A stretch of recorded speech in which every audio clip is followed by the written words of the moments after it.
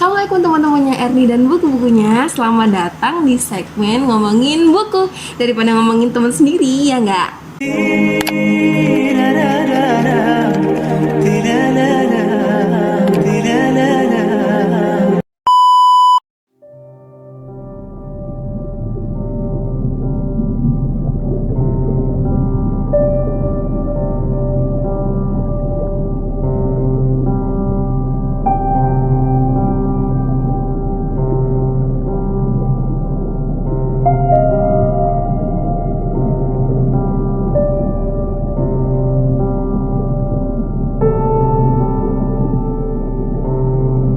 Marilah engkau mati. Semoga engkau lahir berkali-kali.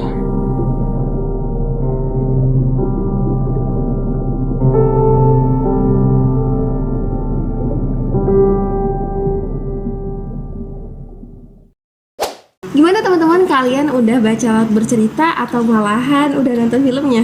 Saya baru selesai baca novel ini sekitar 2 minggu yang lalu. Telat banget gak sih? Kasih hai, aduh kasih hai. Oke deh, buat teman-teman yang belum baca, saya akan kasih garis besarnya dulu. Ya, meskipun novel Laut Bercerita ini populer, tapi saya yakin akan masih ada aja orang-orang yang belum ngebaca karyanya Bu Layla yang satu ini.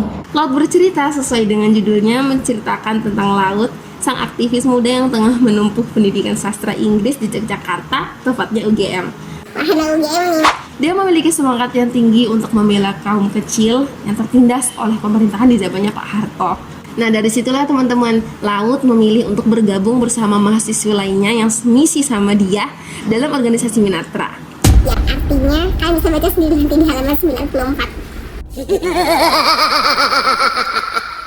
Mengingat demokrasi di Indonesia saat itu belum sebebas sekarang, tentunya pengalaman-pengalaman seperti digebuk, diintimidasi, setrum, dan berbagai siksaan yang banyak macam-macamnya itu, bahkan sampai jadi buron, bukanlah hal baru buat Laut dan teman-temannya.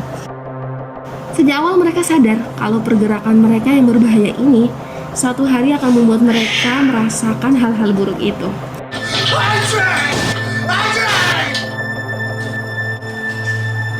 Tapi alih-alih takut dan mundur demi cari aman, Laut dan teman-teman seperjuangannya tetap memilih untuk maju.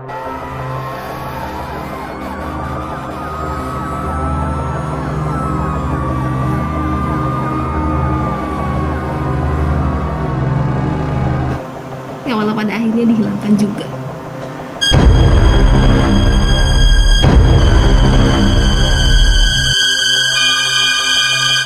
Ada banyak pandangan mengenai kisah yang diangkat dalam novel ini, teman-teman. Ada yang bilang kalau kisah ini beneran fiksi, hanya saja terinspirasi oleh pengalaman dari Nezar Patria. Beliau adalah salah satu korban selamat dari penculikan di penghujung Orde Baru yang diminta untuk menceritakan kembali kisahnya nyaris tanpa sensor, dan pada akhirnya dimuat dengan judul Di Kuil Penyiksaan Orde Baru. Ada juga yang bilang kalau kisah ini beneran nyata 100%, karena di dalamnya ada beberapa tokoh yang dominan dan sebenarnya kita bisa tahu siapa dia di kehidupan nyata. Makanya muncullah spekulasi yang bilang kalau misalnya Laut itu masih hidup sampai hari ini. Saya sih tipe yang meyakini kalau sefiksi-fiksinya cerita itu pasti diambil dari kisah nyata. Nah, kalau kalian lebih pro ke yang mana? Komen di bawah ya. So, setelah membaca Laut Bercerita, 2 hal yang paling membekas banget di sayanya pribadi adalah yang pertama, betapa idealisnya Laut dan realisnya Asmara Jati, adiknya sendiri. Dari kisah ini saya jadi belajar idealisme dan realisme tanpa kerasa. Lagi-lagi dengan membaca novel, jadi bikin saya belajar sesuatu dengan asik tanpa kerasa gitu.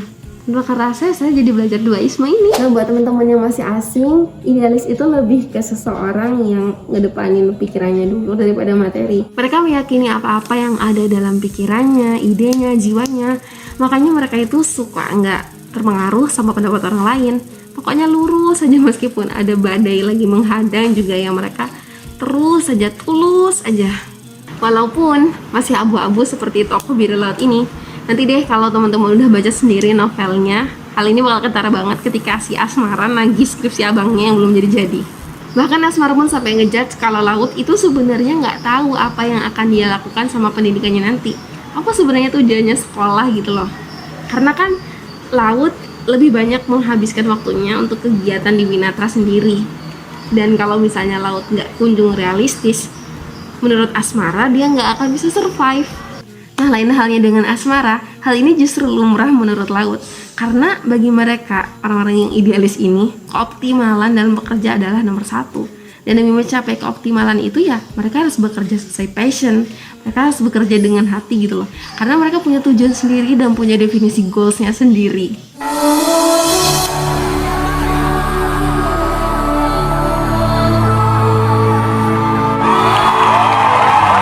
Sedangkan cara berpikir orang yang realistis, lebih perhitungan, sesuai nggak nih dengan kemampuan mereka? Karena mereka nggak mau berangan-angan belaka, yang real-real aja lah, yang pasti-pasti aja. Begitu tuh Asmara Jati. Buat Asmara, justru nyelamatin Indonesia itu dengan ngebantu ibu-ibu yang melahirkan atau ngerawat orang yang kena tabrakan. Itu kan real, hasilnya kelihatan. Hidup itu ya harus relate sama keadaan, dan gak mungkin manusia itu bisa bertahan kayak laut dengan keidealisannya, yang apalagi waktu itu ada lagi gak mendukung dia kan, bahkan cenderung memusuhi. In the end, novel ini bikin saya merenung sendiri. Ternyata saya termasuk orang yang idealis, tapi kalau dipikir-pikir ya gak juga. Saya masih termasuk yang realistis kok. Terus gimana tuh? Gimana kalau misalnya ternyata di dalam diri seseorang ada dua isme yang kalau misalnya kita searching lagi nih, akan ada banyak argumen yang menyatakan seolah-olah dua isme ini nggak mungkin jadi satu. Ya jelas lah, karena sifatnya aja udah sangat bertolak belakang gitu. Kalau kalian dilema harus jadi orang yang seperti apa? Apakah kalian harus mempertahankan impian-impian kalian dengan mempertahankan keidealisan itu seperti biru laut? Atau harus relate aja lah sama keadaan yang banyaknya nggak mendukung kita kan? Seperti apa yang dipilih oleh Asmara Jati? So, saya mau bilang selamat karena insya Allah kalian ada dalam video yang tepat. Betul. Saya bakalan berbagi jawaban atas kegelisahan antara lanjut atau udah. Kalau udah Enggak ya, saya bakalan berbagi jawaban atas kegelisahan antara menjadi seseorang yang idealis atau realistis berdasarkan novel Biru Laut yang baru saya baca. Di dalam novel ini tuh teman-teman, dari awal udah jelas banget distraksi antara Laut dan adiknya. Mereka kan cuma dua bersaudara tuh, tapi gimana pun dekatnya mereka tetap kekeh sampai gede dengan pilihan isme mereka masing-masing. Nah, di akhir cerita teman-teman, si Asmara ini mulai memahami keidealisan abangnya, terus dia memilih untuk terjun ke dalam komisi orang hilang, bahkan dia memutuskan untuk menjadi seorang dokter forensik. Nah, padahal cita-citanya dari kecil itu lebih ke jadi dokter bedah loh. Saya sih nangkapnya seolah-olah menyeimbangkan keidealisan yang menjadi ciri khasnya Laut. Bu Lela di dalam novel ini menghadirkan Asmara Jati yang gak lain dan gak bukan adalah adiknya. Dan dari dia kita bisa belajar kalau jadi seseorang yang idealis itu ya diperlukan juga. Gak salah. Fair aja kalau manusia mau menjadi seorang yang idealis dan boleh juga menjadi seorang yang realistis sewaktu-waktu. Jadi manusia itu gak dipaksa harus memilih ataupun mengadopsi salah satunya doang. So tinggal diukur aja porsinya dan lebih dibuka lagi pikirannya. Coba deh untuk memahami suatu situasi dan kondisi dengan lebih baik lagi. Kira-kira dalam situasi tersebut sebaiknya kita tetap mempertahankan keidealisan kita atau relate aja lah dulu. Kita harus bisa jadi keduanya dan bergerak sesuai sama kondisi yang ada teman-teman. Laut sendiri tetap mempertahankan keidealisannya. Dia yakin kalau pergerakannya dan kawan-kawan suatu hari nanti akan melahirkan Indonesia yang lebih baik.